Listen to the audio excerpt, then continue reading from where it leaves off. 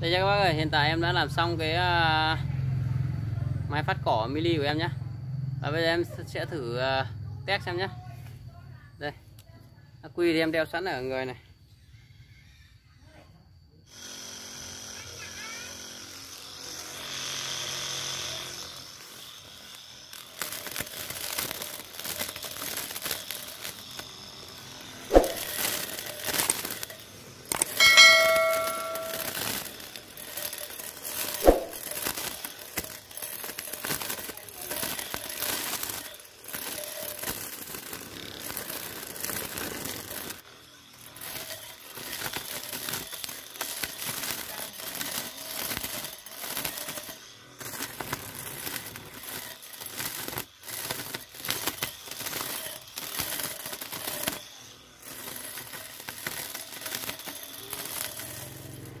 Đây nha các bác nhá, để làm được một cái máy cắt cỏ mini thì ở đây em sử dụng một chiếc motor 775 12V này. Đấy, còn cái này là cái vỏ của nó thôi nhé. Cái này là cái vỏ của nó này. Em sử dụng luôn cái vỏ của nó này. Cái này em mua ở hàng dân vụ này. Ở cái bình nhúng sâu hỏng này. Đấy. Một cái cút T này. Một cái cút thích và hai đoạn ống 21 này. Ở đây em sử dụng 21 này. Và một cái cớp lối trục. Một đầu là 5 ly, một đầu 8 ly này. Và một con ốc 8 này. Một con ốc 8 này. Ngoài ra thì có mỏ lết tô vít này. Có một cái lưỡi cưa sắt này. Cái sắt này để em làm cái lưỡi dao này. Đấy. Còn cái sắt này em sẽ cắt ra em làm cái đai cho cái máy này nhá. Bây giờ bắt tay làm đây nhá. Trước khi lắp thì các bác sẽ gắn cho em cái đầu 5 ly này của nó vào đây này.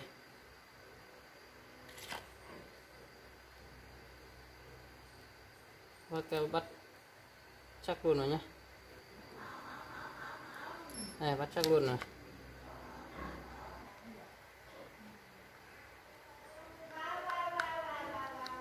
Đây, rất chắc chắn này. Còn về phần lưỡi dao thì ở đây em sử dụng một con lưỡi cưa của lưỡi cưa cắt sắt nhé.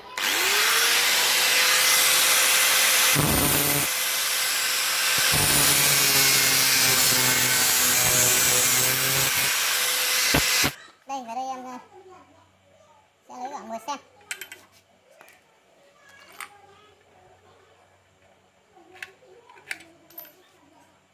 10 cm nha. 10 cm.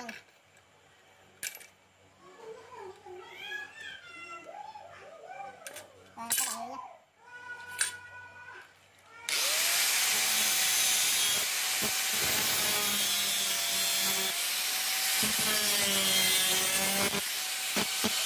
Đây, và em sẽ khoan cái lỗ 8 ly để đút vào cái con ốc này qua nhé.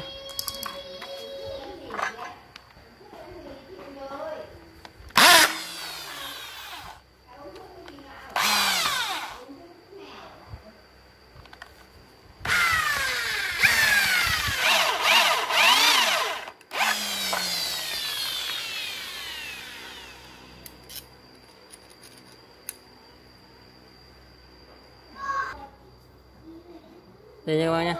Bây giờ mình sẽ mài đi, mình đã được một con dao này.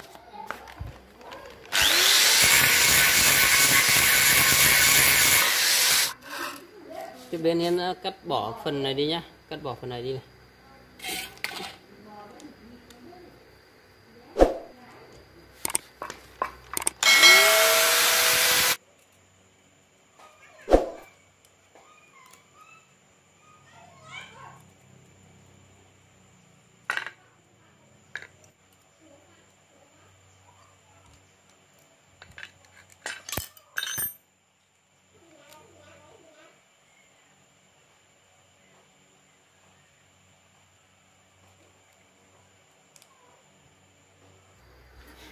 Đây về phần lưỡi dao này có như xong nhé các bác nhé. Em sẽ thử một tí này, thử một chút này. Đấy.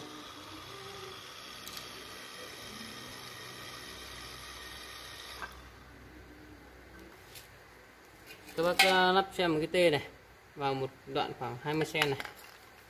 Đấy, xẻ ra nhé.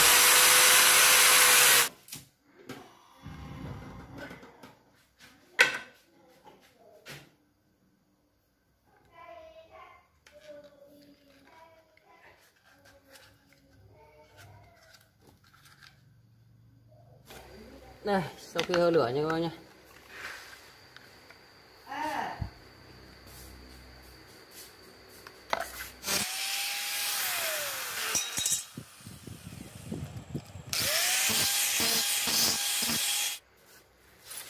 Và cái này em sẽ làm để làm cái đai cho nó nhé.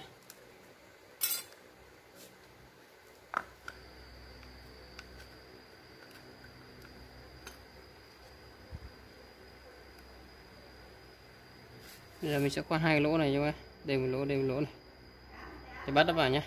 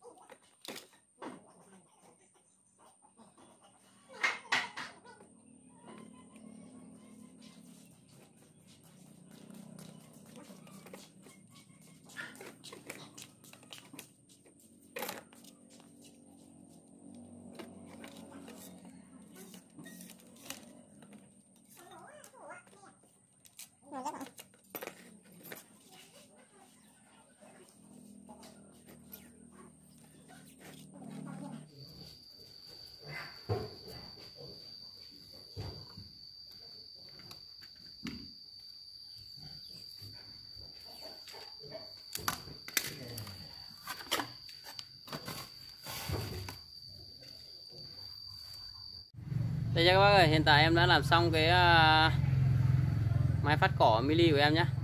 Và bây giờ em sẽ thử test xem nhé. Đây, quy thì em đeo sẵn ở người này.